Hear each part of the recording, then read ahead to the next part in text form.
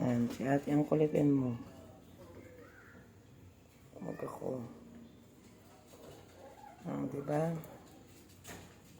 Babe si Tracy. Shh, toy.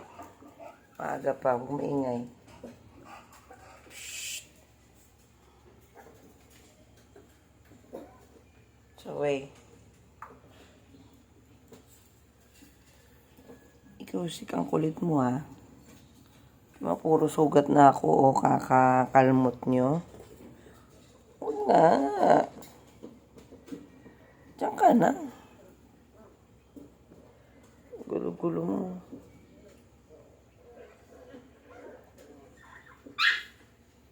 Pusa lang yun.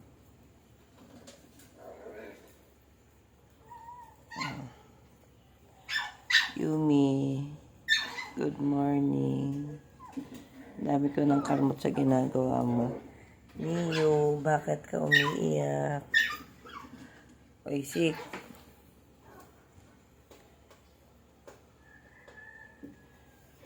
Ano ba binabantayan nyo? Si ate na lang kulitin. Yan. Kulitin niyo si ate. Bait talaga ni ate.